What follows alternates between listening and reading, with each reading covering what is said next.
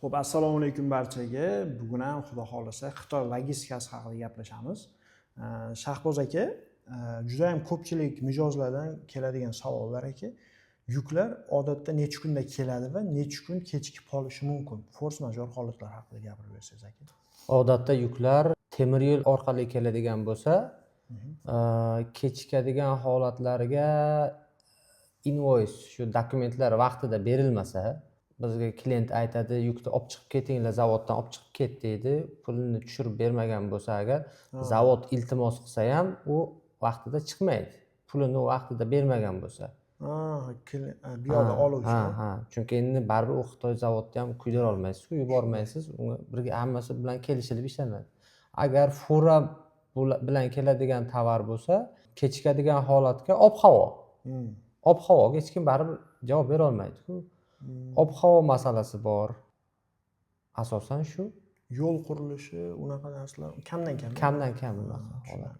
Asosan shu ob-havo to'sqinlik qilishi mumkin. Agar temir yo'l bilan keladigan bo'lsa, dokument berilmasa vaqtida, shu aytilgan shu plan отправкасiga ulgurmasa agar olib qo'yilib keyingisini kutadi, shu holatda kech kelishi mumkin. Yoki bo'lmasam Qozog'istonga borgandan keyin konteyner u yoqda ko'payib ketib qolsa, almashadigan vagon nomer oladigan joyda probka hosil bo'lsa, ana u paytda salgina kechikishi mumkin. Boshqa holatda yo'q. Keyin avia yo'nalishda kechikuvlar uncha bo'lmasa kerak. Yo'q, avia ma'lum-ku, misol juda tez keladi. Unga kechikkan taqdirda ham ikkinchi kundagi reys bilan kelishi mumkin-da. Keyin masalan yuklar yo'lda kamayib qolishi yoki yo'qolib qolishi, umuman yo'q bo'lib qolishi ham mumkinmi? Qanaqadir masalan. Endi unaqa holat ham bo'lgan tajribamizda. Yuk Xitoydan to'liq chiqadi. Hamma ma'lumotlari bor. Og'irligi, rengen Qozog'istonga keladi, Qozog'istondan ham chiqadi. O'zbekistonga kirganda kam. Tagi ko'tariladi, hammasini ko'rib chiqiladi. Ma'lum bo'ldiki, Qozog'istonda olingan uni ichi. Plombasi olinib, ichidan tushirib qoldirgan, endi nima tovarligini aytib o'tirman, tovar tushirib qoldirgan, o'shanaqa plombani o'zi bilan bir xil plomba yasab urib jo'natgan. Birga bir. Plomba yasalgan demak. Plomba yasalgan. Lekin O'zbekistondan kirganda hamma nimasi bo'ladi-ku, rengen, tamoshida chiqqan deklaratsiyalar bilan solishtirganda baribir kam. Ma'lum-da, chunki O'zbekiston kelganda kam, kirayotganda kam bo'lgan. Bunday holatda nima bo'ladi? Qanday yo'l tutiladi? Bunday holatda logistika firma hammasini to'lab beramiz. U qolgan biza страховка, sug'urta kompaniyada o'zimiz yo'lni qilib olamiz. Hisob kitobini o'zimiz yopib olamiz. Lekin klientga u hech qanaqa aloqasi yo'q bu narsani. Klientga 100% to'lab beriladi. Undirilgan nima, yetkazilgan zararmi, kam chiqqan holatimi yoki tovari shikastlangan keladimi, zarar yetadimi, unisini ko'rib. Keyin yana bir savol bor aka.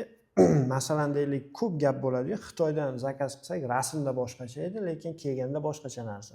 Hech shunaqa narsalar ham bo'ladimi? Qanday sifatsiz narsa kelib qolishi mumkinmi? Shu masalan, videoda, rasmda boshqacha tovar, lekin kelganda boshqacha tovar. Bo'ladi. Unaqa holat ko'p. Bunday holatda masalan klient norozi bo'lib qolishi mumkinmi? Endi uni qachon unaqa holat bo'ladi? Klient o'zi chiqqan holatda, u ishlab yurmagan bo'lsa, Xitoy bilan tajribasi yetmasa, birdan tekshirmasdan u zavodni yuk sotib olgan bo'lsa, unaqa holat bo'lishi mumkin. Lekin meni nimam bo'yicha, tajribam bo'yicha hali bunaqa bo'lgani yo'q. Chunki bir klientga tovarini sotib olib berganingizdan keyin uni hamma majburiyati bizni bo'ynimizda. Mendan talab qiladi kelgandan keyin. Bu boshqacha ekan-ku. Bunaqa holat meni boshida endi unaqa hammada ham bo'ladi. Chunki nima deydi, og'zi kuygan puflab ichadi deydi-ku. Shunga o'xshagan oladigan joyimizni avval narxi ko'ramiz. Narxi ma'qul kelgandan keyin u o'zi qanaqa zavodmi yo olib sotarmi, u chiqargan narsasi qanaqa, hammasini o'rganib chiqiladi. Savol javob qilib, odzivlari o'zi asosan telefonda gaplashgandan keyin nima deydi, birlikda atamalar bilan savol javob qilganingizdan keyin уже ma'lum bo'ladi ular. Mashinnik mashkami yo haqiqiy haqqoniy ishlaydigan zavodmi? Shunday, Asosan katta zavodlar bunaqa ish qilmaydi. shunday. Aldamaydi ham, bunaqa bir narsani ko'rsatib boshqa narsani bermaydi. Chunki ular uchun hozir biz olayotgan misol 1 konteynermi, 10 konteynermi yuk ular uchun hech narsa emas.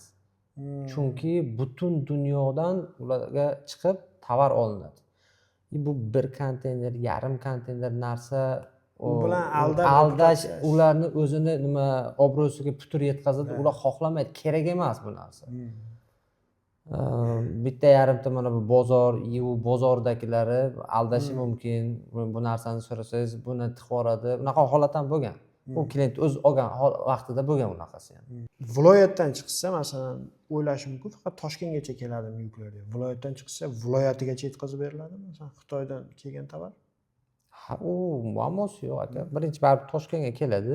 Misol boshqa viloyat bo'ladigan bo'lsa, dokumentatsiyasi qilinadi. KGDGsini qilib, aytilgan viloyatga yuborib, qaysi tamoshni sifat bo'lsa, shu yoqqa yuborib beramiz. Tushunarli.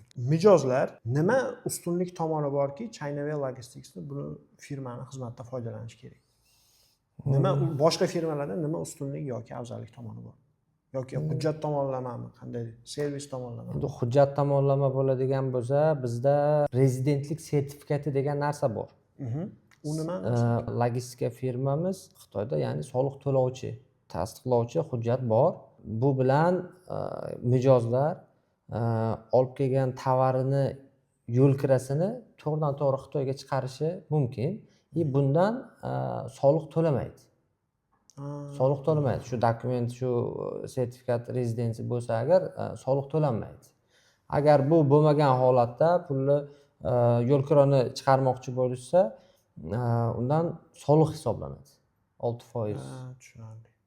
Demak, ortiqcha xarajatlar kam bo'ladi. Ortiqcha xarajatlar kam bo'ladi nisbatan. Hamma logistikalarda ham ba'zilarda bor, lekin ba'zilarda yo'q, shunaqa. Bizda bor. Ko'rib turganinglardek do'stlar, agarda sizga sifatli Xitoy logistikasi firmasi kerak bo'ladigan bo'lsa, bizni Chinavel Logistics firmasining xizmatidan foydalanishingiz mumkin. Описаниеda barcha kontaktlarni yozib qoldiramiz. Bemalol murojaat qilishingiz mumkin bo'ladi do'stlar.